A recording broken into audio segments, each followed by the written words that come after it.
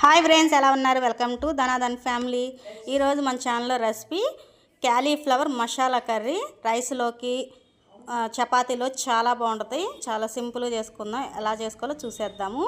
ముందుగా medium size cauliflower తీసుకొని చూపిస్తున్న సైజు కట్ చేసుకోవాలి.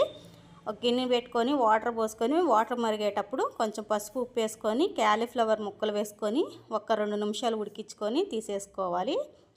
స్టవ్ వెలిగించి బాండీ పెట్టుకొని ఒక 4 స్పూన్లు ఆయిల్ వేసుకున్నాను. ఆయిల్ వేడెక్కిన తర్వాత ఆవాలు జీలకర్ర వేసుకొని కొంచెం చిటపట్లాడిన తర్వాత సన్నగా కట్ చేసుకున్న ఆనియన్స్ పచ్చిమిర్చి వేసుకున్నాను. పెద్ద సైజు ఆనియన్ ఒకటి వేసుకున్నాను. ఇప్పుడు 2 టమాటాలు వేసుకున్నాను.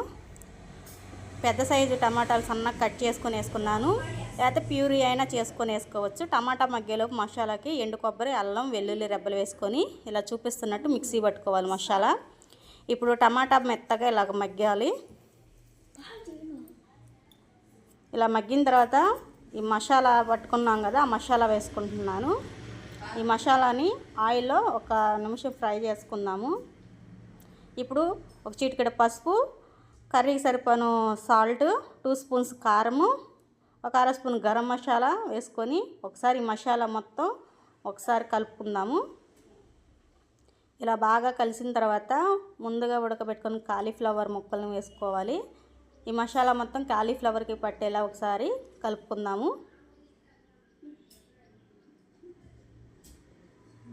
ఇలా ఒకసారి కలుపుకొని మూత పెట్టేసుకొని ఒక 2 నిమిషాలు బాగా మగ్గించుకున్న తర్వాత ఒక గ్లాస్ వాటర్ వేసుకుంటున్నాను.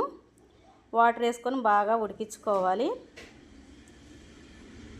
ఆల్రెడీ మనం ఒకసారి ఉడికించుకున్నాం కాబట్టి ఇంకొంచెం వాటర్ వేసుకొని అలా ఉడికించుకుంటే టేస్ట్ బాగుంటుంది.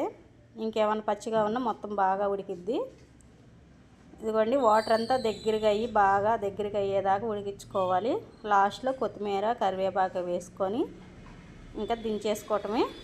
అంతే ఫ్రెండ్స్, కాలీఫ్లవర్ మసాలా కర్రీ అయితే రెడీ అయింది. రైస్లోకి చపాతీ సూపర్గా ఉంటుంది. నా వీడియోస్ నచ్చితే లైక్ చేయండి, షేర్ చేయండి, సబ్స్క్రైబ్ చేసుకోండి ఫ్రెండ్స్. ఇంకొక మంచి వీడియో